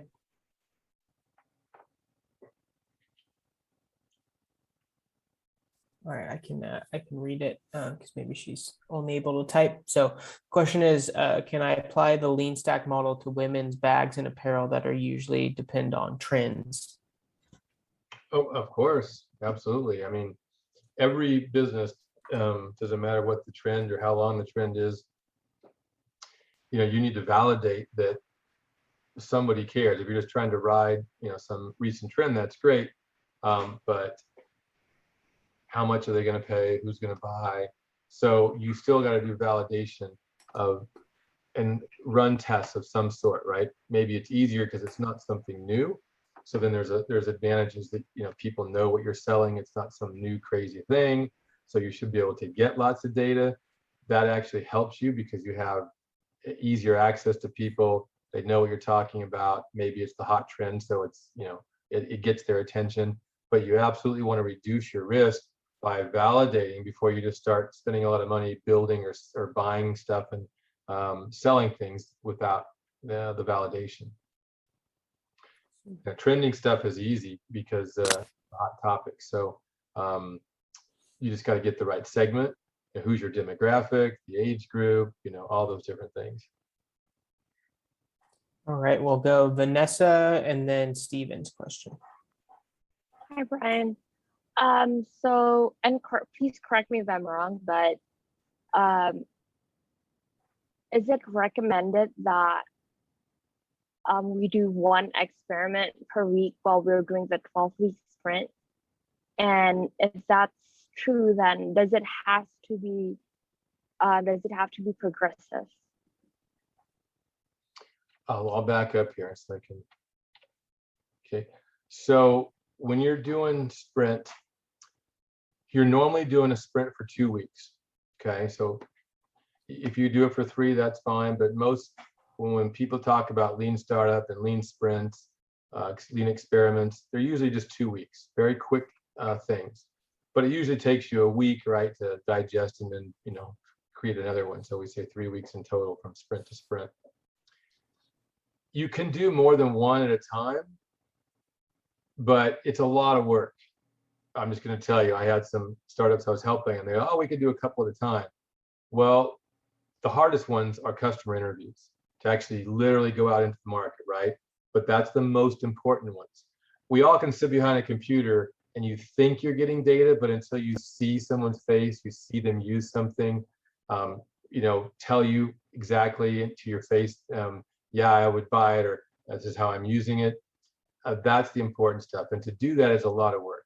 But you could do a survey in parallel with maybe, some sort of other interview thing, maybe a landing page you could do, because that's obviously automated. You could do that in parallel, but make sure they're at either different stages or different products, because it might be a waste of your time if you need to validate this thing before you go to this thing, right? So just be careful that you're not spreading yourself too thin. Okay, thank you. Brian, do you mind going back to it's like the figure 8 diagram? So yeah, I wanted to hop on this slide because one of the things that I think, as we're looking at ourselves in this current series, right? So we've kind of been at this ideating and business prototyping phase, right? So we've put our ideas, put it into a business model on the lean canvas. And then when we get to this assess part, which is really this week, is we are faced with a decision where we need to look at kind of what our assumptions are and what the riskiest ones are. And Brian will be getting into that in a bit, but that's when we come back to that box of the deciding. We have to decide which assumption is the most riskiest, and that's the one that we then create a hypothesis and a test around. So you'll have a little bit more clarity into that first black box as you're coming around that business design in a little bit. But we're really focusing on testing our biggest assumptions around the ones that have the greatest risk for our business succeeding. So yeah, Cameron, I actually got through the slides quicker than normal, so we're actually at the end of, if we don't do a exercise, that was the last thing. But great points. This is where most of us historically live, right? And we stop, because this part, the testing, is a pain in the rear, and no one knows how to do it well. And there's no book that says do this and you're going to get this outcome. And so hardly anyone does this. I mean, I've worked for Fortune 50 companies. Hardly any of them do this. They go out and trial and error it, and that's why companies fail and products fail. They have the money to absorb failed products. You and I don't. So the more you can test, the better you're going to reduce your risk and uncertainties. You don't spend all your life savings building something nobody cares about. perfect. So Stephen, you had a question. I can read it, or if you'd like to speak to it, go ahead. So my question was like, when the test succeeds, it's very clear that people are doing what you want them to do, but when it fails, it's not clear whether you approach wrong people, or whether your product wasn't good enough, or whether the timing was not good enough. What's going on? How do you figure out if your test is failing? How do you move from there?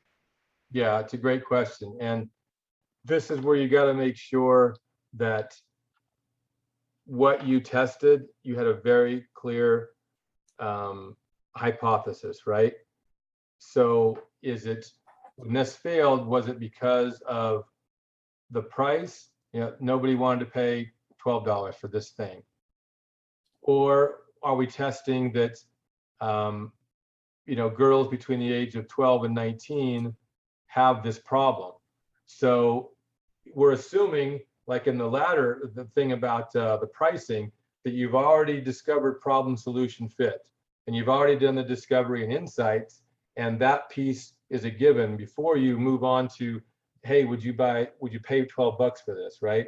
So let me go back to the spaghetti string.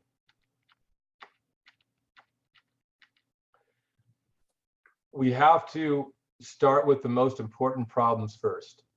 And as we've been saying since week one, the most, where's my, here. The most important problem is to look at first, prioritize is the problem and customer. Does that customer have that problem? That's all that matters. Your price, your channel, none of that stuff matters. So we do little tests to verify first, which through interviews and observation and stuff like that, that yeah, that customer's got that problem. So then we can say, okay, let's move to the next step. You know, is it this thing that we have an idea of to solve it? And by the time you get to pricing and things like that, the goal is that you have already done several of these things and the spaghetti string is getting less windy, right? And you kind of have some clarity. So you want to make sure you're building on each other, but starting with the problem, the customer, and then just the big prioritized rocks, right? That's what the whole thing is here about prioritizing our most important things first, right? And testing those first. Brian, I can't remember, did you have that diagram of the assumptions mapping? Let me pull it up. I took it out and I'm gonna grab that for you all real quick. So I think that's for me is a good visual to demonstrate kind of how you might put your assumptions up there and then where to strategically test. And then as Brian's pulling that up, I'm going to answer Mel's question, which I threw also in the chat, that there will be a recording shared as well as a PDF of the slides and any of the tools that we shared. So you'll have access to that after the session, probably sometime tomorrow. Stephen, you had another question. Yeah, it kind of segues into the previous question. So it's easy to test when you're testing B2C type of customers. You can like do paid advertising and see how conversion is going. But if it's B2B, I found it's really hard to get like people on call or get through email to like agree to test your product. Do you have any tips for them? Yeah, you are right, Stephen. It is a lot harder. Your pool of people is smaller because you can't keep going back to, you know, the businesses to have run the same test. So that one's harder. So instead of 25 people to interview for B and C, it could just be one business, and maybe you get to actually go to a couple of departments, right? And each department has a different thing you're asking them. So or a different size. Maybe you can go to a small business versus, it's going to be hard to get to a Fortune 500 business, right? So it's difficult. You do the best you can, and the sample size is going to be much shorter, much smaller. I agree with you. Let me see if we got the assumptions mapping. Where did it go? You want me to share my screen? I pulled it up. Yeah, I'm lost. I can't. It's not coming up. Not sure why.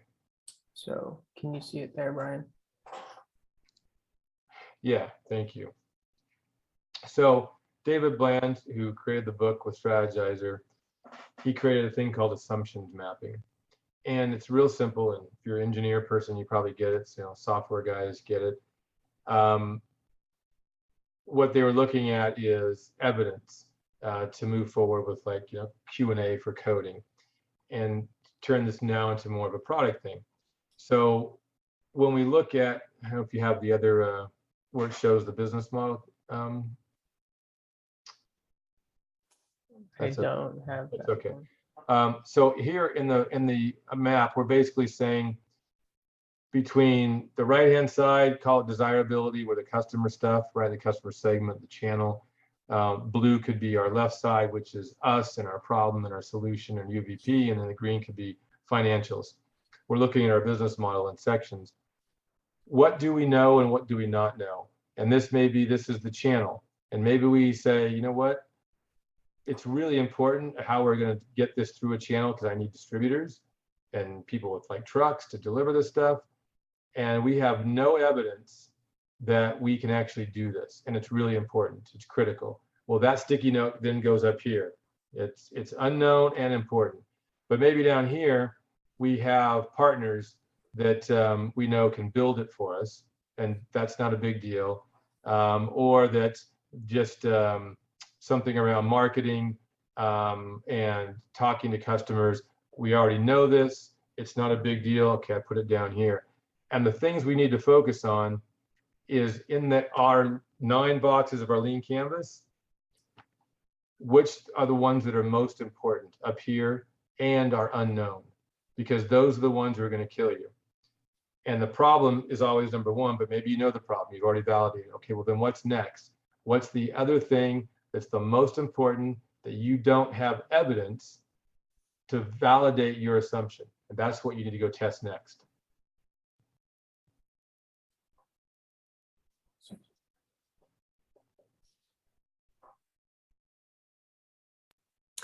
So Brian, it looks like someone would like you, if you're able to go over the numbers again from the sample customer growth and financial target.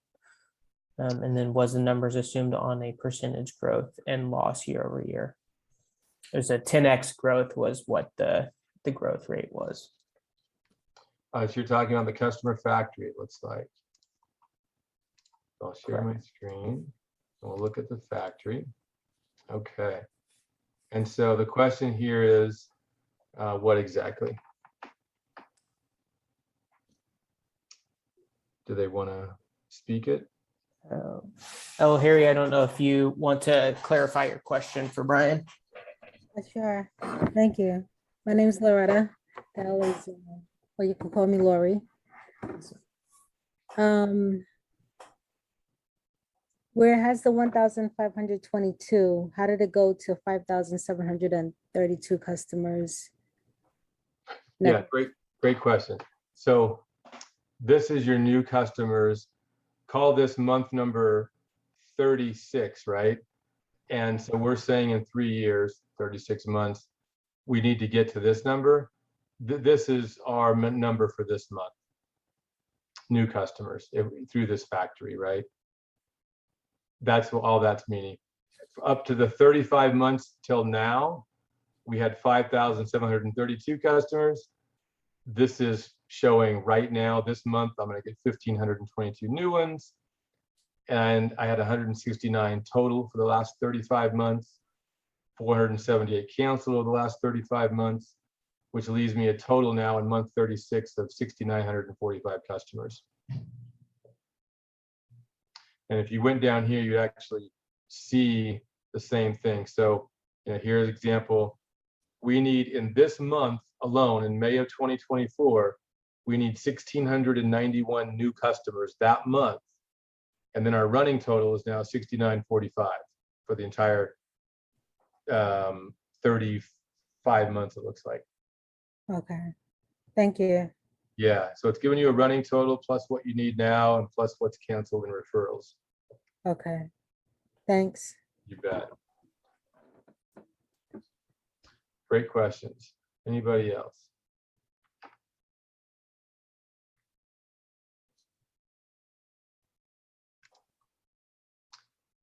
I'd love to throw the link in the chat. I'm going to stop sharing, Cameron, so you can questions. I don't know if you already have those things teed up, the lean stack link and the other ones you wanted to share.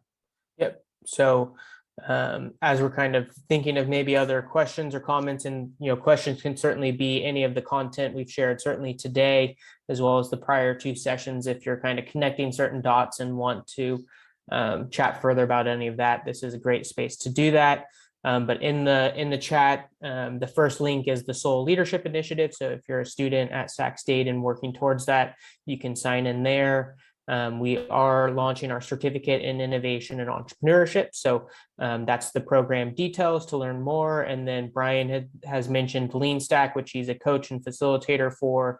And so you can check out that link, the 90-day Lean Stack. And then on August 31st, we have a startup happy hour with our friends at Startup Sac, and that will be an investor panel discussion and talking about seed stage investment in the Sacramento region. And then, certainly signing up for our future toolkit series Next week, we'll be focusing on financial projections and revenues and cost structures. And then in session 5, pitching, storytelling, and we have our investor panel ourselves on that week. And then join us at 1 Million Cups on Wednesdays. So hopefully I've bought some time as you're thinking through some questions and thoughts there.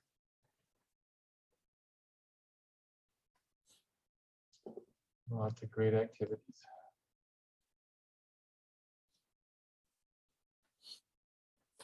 So maybe has anyone been, working on the lean canvas or value proposition canvas and run into any challenges or seen any insights as it pertains to their business or their idea?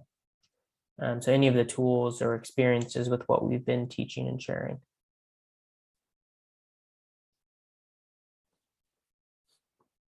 Or you're just full digesting content mode.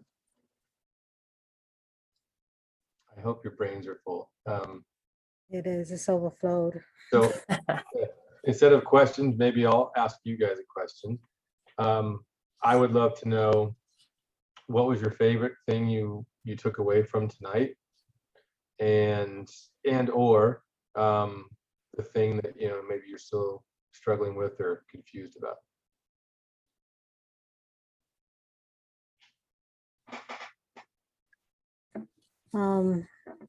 This is Loretta. Is it okay if I speak? Yeah, go for it. The projections was pretty cool.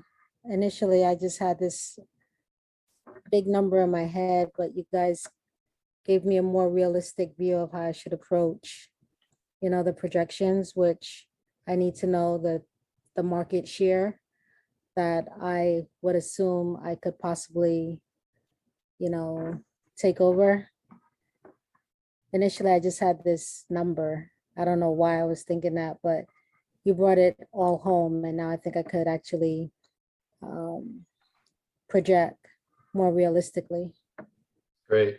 Thank you. Thank you. Dick, you raised your hand.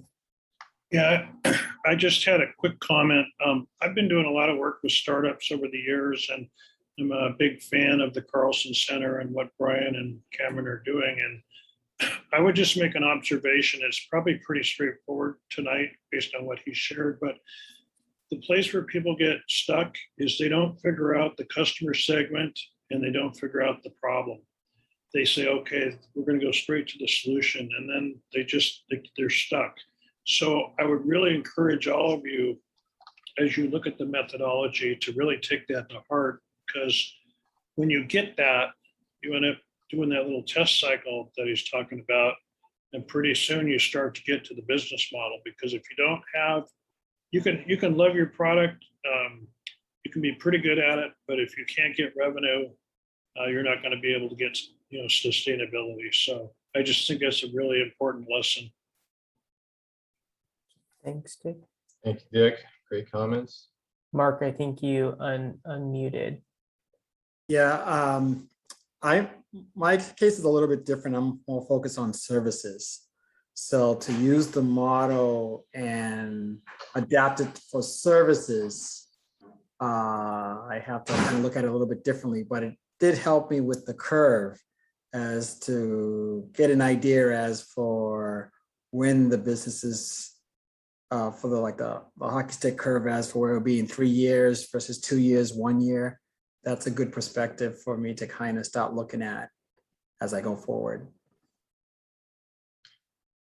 Yeah, and I mean, because obviously that's what I do as a service consulting. So when I do the traction roadmap in the factory, you just change it from a monthly, maybe it's a one-time project, $1,000, and you just put that in as a one-time, doesn't have to be monthly. So whether it's a product or a service, or maybe it's a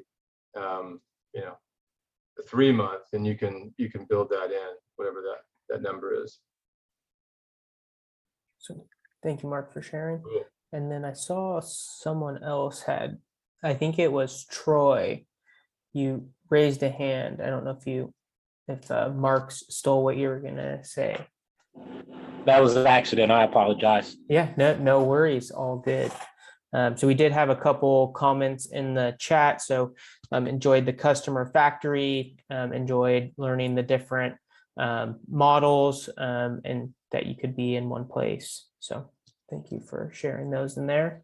I guess any final questions, comments? Yeah, go ahead, Jeff.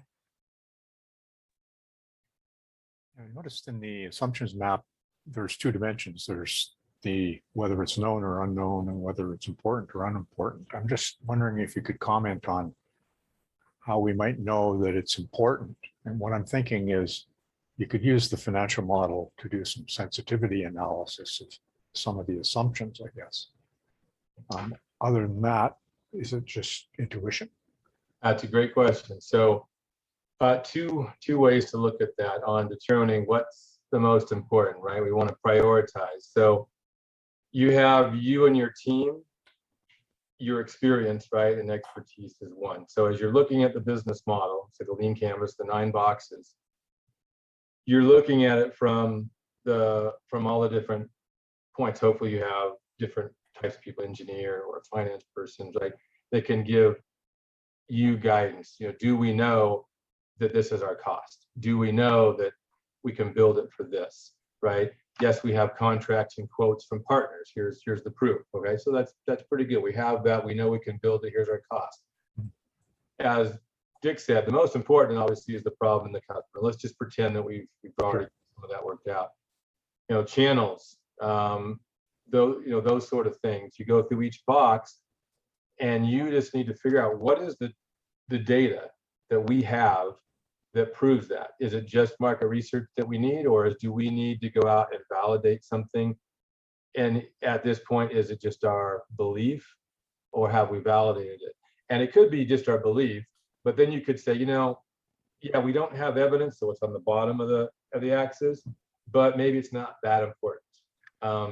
And so, where do you stick that sticky note? That's really your intuition, but always starting with the problem in the customer, and then kind of working from there to see what are my gaps still, right? And if it's critical, like one I've done is we have to have a partner that has trucks, a fleet of trucks. We don't want to buy trucks. So we know we can build this thing for X number of dollars, and we know there's a market for it, but we need the channel and the partner to deliver it, and we need 1,000 trucks. Well, if you don't have that partner and you don't know what the cost is, and it's really critical, that sticky goes in that top right. And we better frickin' figure that thing out before we worry about cost models and everything else, if we don't have the way to get it to market. Okay. So that's some guidelines. Thank you. Yeah. Yeah, it's a lot of art to your point, Jeff. There's not a right and wrong. But it's a tool for developing some consensus in a group, I would imagine. Absolutely. And we can send you the document, the one that Cameron brought up from David Bland. It kind of talks through, each of those boxes, we believe that, we know what the channel is, so we have the partners to get to market. We believe that we know our costs, and the cost is, X, right? If we don't know those things, they're going to go on there as an unknown, but is it critical or not critical? Thank you. Yeah, so I threw in the chat just some additional language that you might see with David Bland and testing business ideas. When you have those color-coded sticky notes that you had on the assumptions map, he relates those to the desirability, feasibility, and viability of that business model. So in terms of desirability, that's really looking right at your problem and customer segments. The feasibility, can you actually deliver what you're trying to do? That could be, Brian's example of the fleet of trucks, but it could also be, hey, we're talking about some technical solution, and can we actually deliver that value? And then the viability is the sustainability of that business model. So thanks for the question there, Jeff. Yeah, sure. Kelly. Hi. I missed the beginning. Are you guys going to do a replay link or anything like that? Yeah, so we probably sometime tomorrow, you should be receiving a recording email. It has the prior 2 sessions as well as this one. And then it also, we share a link to all the tools and slides that we go through. So, yep, you got it. Yeah, and then, don't hesitate to reach out to Brian or myself, especially if you're, working through some of these tools and, want to get feedback on your lean canvas. That's certainly one thing, as you're brainstorming and mapping your assumptions, having someone who's, not maybe in the nitty gritty of your business to provide some feedback can go a long way as well. So those are some tools. And then Loretta, are there any recommended companies to use for landing pages for the testing stage? So that's a good question. You certainly, I think, there's tools out there for you to create one yourself.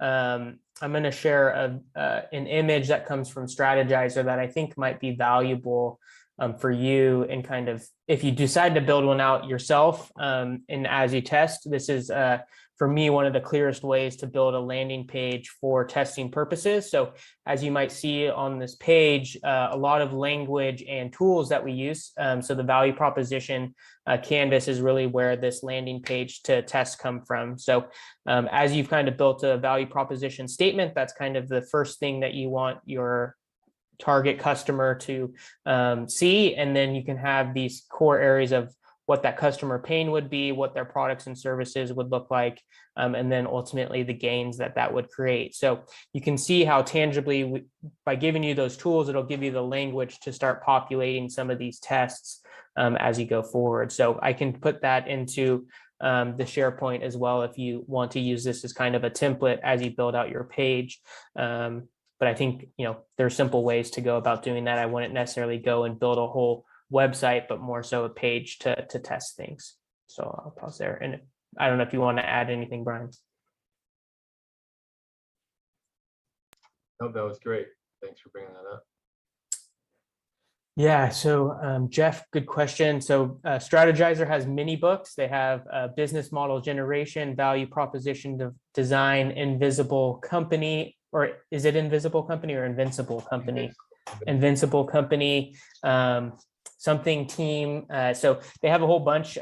We certainly can share those links with you. We pull a lot from Strategizer, Ash Moria at Lean Stack and Running Lean. So yeah, and then Blue Ocean Strategy, certainly. So they have a whole series of them. And then they also have some trainings online. Right. Well, I think we're almost at the 8 o'clock hour. Maybe if there's one final question, if not, we can draw it to a close. All righty. Well, thank you for joining us for our third week. We look forward to seeing you next week. So next week, we'll get nitty gritty into the revenue streams, cost structures, and then we have a guest speaker from California Bank of Commerce, and they'll be Roger will be diving into how to kind of build your financial projections and using Excel as a tool to help you kind of build that out.